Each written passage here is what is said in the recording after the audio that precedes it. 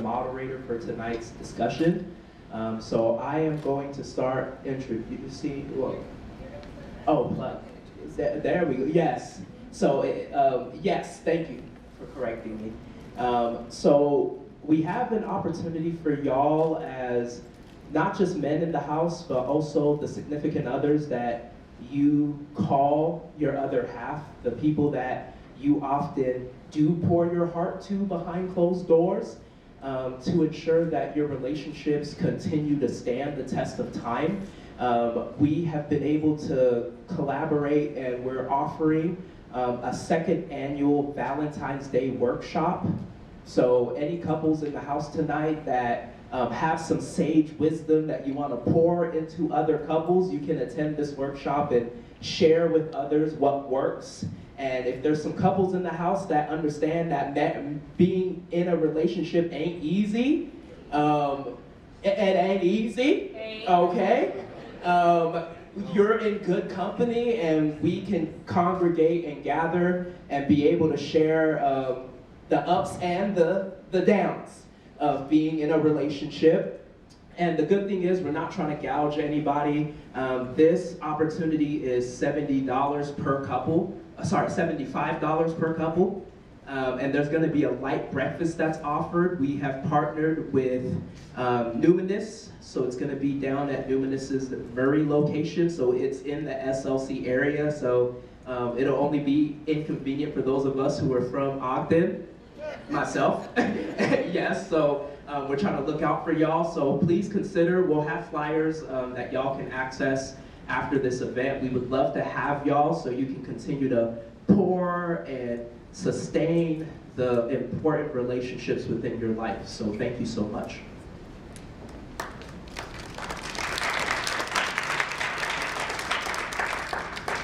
Thank you, Greg, so much. So Greg, as he mentioned, he is the moderator for this panel this evening. Greg is a licensed associate marriage and family therapist. So yes, you can see him if you're in the Ogden area or otherwise. He's a first-generation Haitian American and a leader of our BPOU's Black Men's Mental Health Forum. He is committed to the care of those often mistreated and mischaracterized. Thank you. Next, I'd like to call down Dr. William A. Smith. He is the Chief Executive Administrator at Huntsman Mental Health Institute. He's the expert who coined racial battle fatigue. He's a leader in JEDI efforts in the School of Medicine and nationwide. Thank you, Dr. Smith.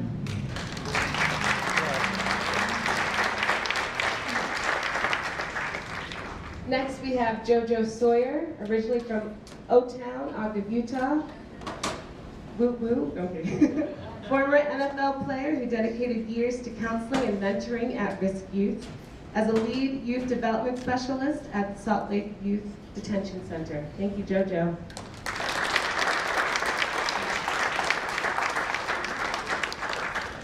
Also had a podcast, King's Hour podcast. I don't know if you guys know that, but check it out.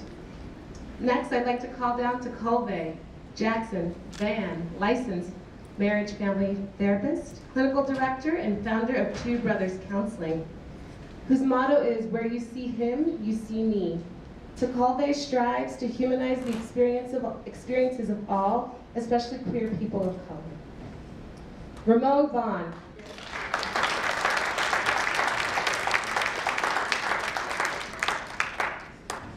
Ramon Vaughn is the owner of Brickyard Barbershop. As y'all know, everything happens at the barbershop. The shop has been instrumental in the community, leaving boys and men with more than a fresh cut, but also serves as a safe space for men to engage in open and honest conversations.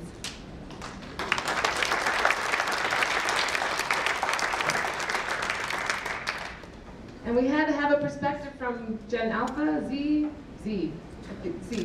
I don't know what these are, okay. A lot younger. Ajak Arak, who is BPOU's pre-med mentee and research scholar, originally from South Sudan, interested in returning home to build and operate a medical school. Thank you.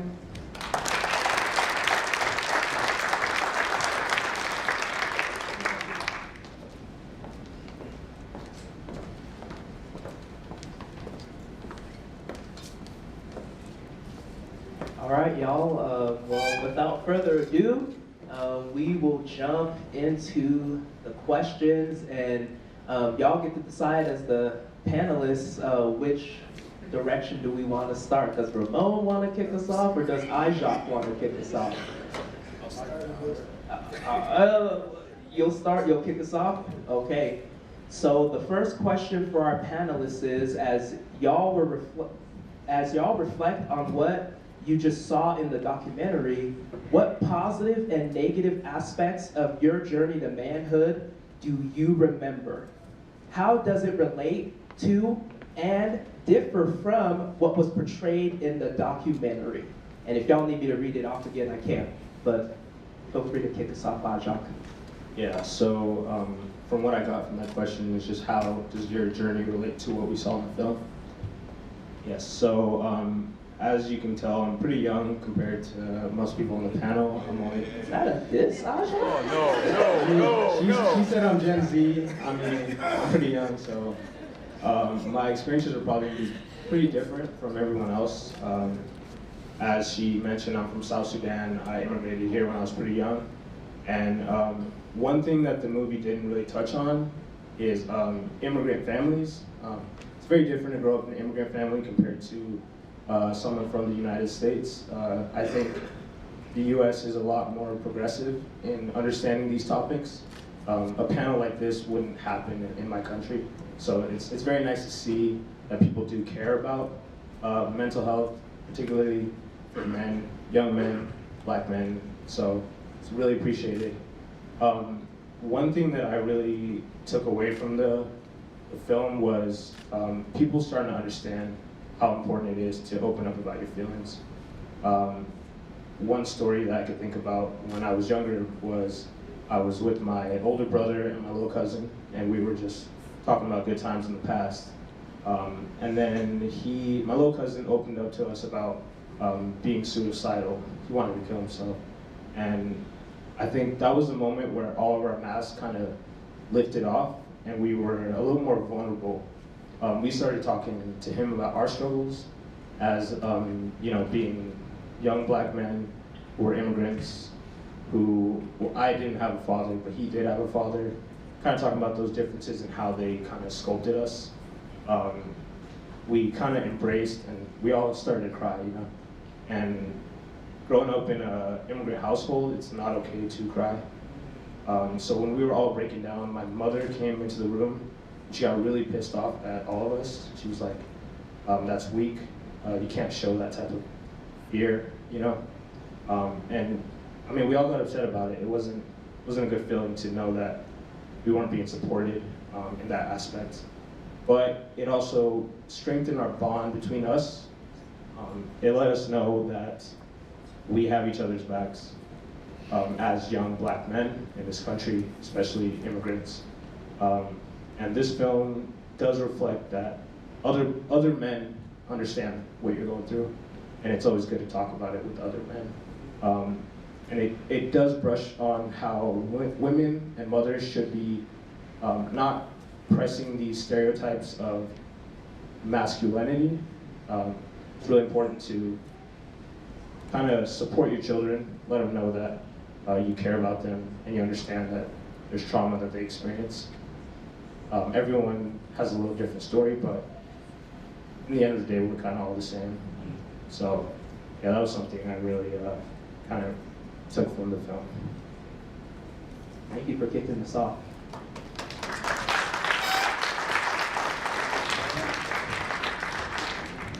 I was trying to pass the mic. Does it relate? Obviously, there are some things in the movie that relates to my experience, and I'm just going to go on and claim that I'm the only baby boomer up here. So, and there was, growing up in Chicago, it was very different experiences, say my children who grew up here in Salt Lake City, but what I saw mainly in the film is it was very prophetically profound on some of the restrictions that boys, men have on becoming coming into manhood, going through boyhood, and also all the identities that one can have. There's also, so this is when two things can be right, but it's also problematic because it started in some of the worst pathologies. It started with boys who were troubled. It started talking with young men in jail. It started on the negative side, so we really didn't get a sense of what a healthy manhood, a healthy identity, what a healthy masculinity is. We saw the problems, but based upon your paper balls up here, it seems like a lot of you are going through the same thing. She opened up one of mine, loneliness. This is on the backside, loneliness, fear. I forget some of the other ones. But on the front, accomplished, confident, well off. I mean, all these positive things you could see, and I'm probably one of the most awarded, acclaimed people at our university. Nobody would think I should have any problems at all. But that's the same thing about you. You all wear a mask. We all wear a mask. We have to wear a mask to survive in this country. And it's problematic because it does us a disservice. It is highly, highly stressful to grow up in the United States of America with all its greatness and try to be, have a good mental health behind you. We show up at work, there's people that we hate at work.